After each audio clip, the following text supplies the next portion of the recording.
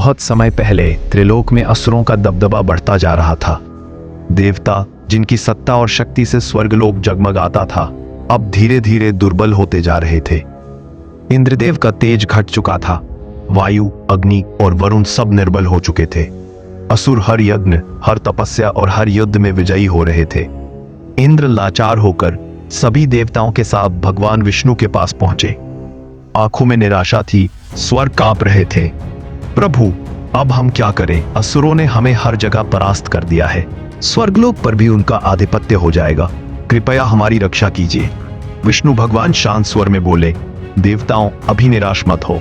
तुम्हारी हार अस्थायी है। शक्ति पुनः प्राप्त करने के लिए तुम्हें अमृत चाहिए, और वह केवल समुद्र मंथन से ही मिलेगा।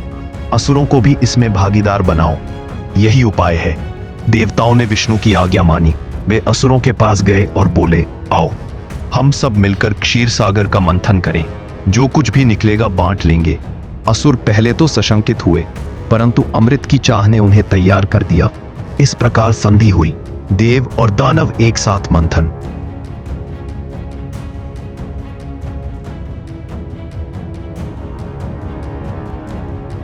मंथन के लिए मंदराचल पर्वत चुना गया।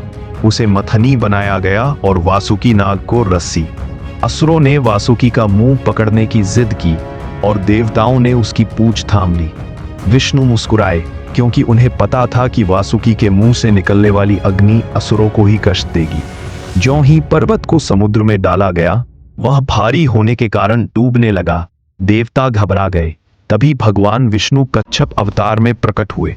विशालकाय कछुए का रूप धारण कर उन्होंने पर्वत को अपनी पीठ पर धारण कर लिया। अब मंथन शुरू हुआ।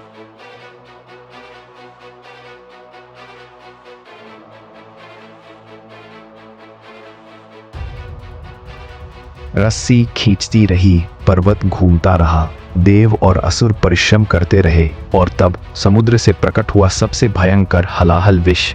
उस विष की ज्वालाओं से आकाश कांप उठा। समुद्र उफान मारने लगा। त्रिलोक जलने लगे। देव असुर सब घबराकर महादेव के पास पहुंचे। हे शंकर, केवल आप ही हमें इस प्रलय से बचा सकते हैं। महादेव ने करुणा से विष को अपने कंठ में धारण कर लिया। पार्वती ने उनके कंठ पर हाथ रखा, जिससे विष नीचे ना जा सका। तभी से शिव नीलकंठ कहलाए।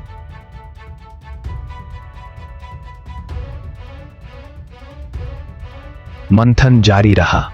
एक एक कर अनेक दिव्य रत्न प्रकट हुए। कामधेनु गाय, जिसे ऋषियों ने ग्रहण किया। उच्चैश्रवा दिव्य घोड़ा असुर राज बलि ने लिया। ऐरावत गज श्रेष्ठ इंद्रदेव को प्राप्त हुआ। कौस्तुभमणि, जिसे विष्णु ने अपने वक्ष पर धारण किया। कल्पवृक्ष, जो देवलोक को मिला। चंद्रमा, जिसे शिव ने अपने मस्तक पर सजाया। अनेक अप्सराएं, जिनकी सुंदरता अनुपम थी। और फिर क्षीर सागर से प्रकट हुई लक्ष्मी माता। उनके आगमन से देवताओं के मुख पर आभा लौट आई। लक्ष्मी ने सबको देखा और अंततः भगवान विष्णु के वक्ष पर विराजमान हुई।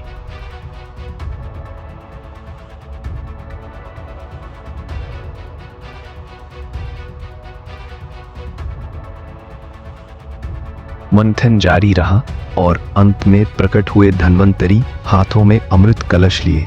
जैसे ही असुरों ने अमृत देखा, उनकी आंखें लालच से भर गई।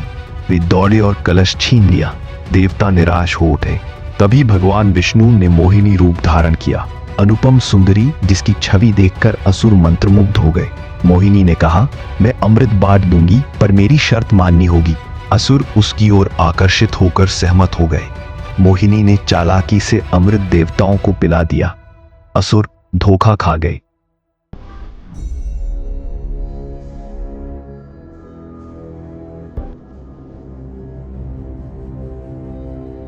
लेकिन असुरों में एक था राहु।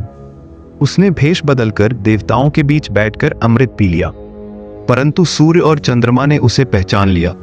तुरंत मोहिनी ने उसका सिर धड़ से अलग कर दिया। अमृत पी लेने के कारण उसका सिर अमर हो गया और राहु कहलाया, जबकि उसका धड़ केतु। तभी से राहु केतु सूर्य और चंद्रमा से शत्रुता रखते हैं।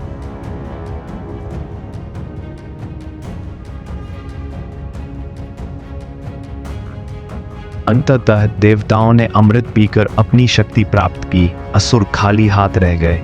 युद्ध हुआ पर अब देवता विजयी हुए, स्वर्ग में पुनः उजाला लौटा और सृष्टि में संतुलन स्थापित हुआ।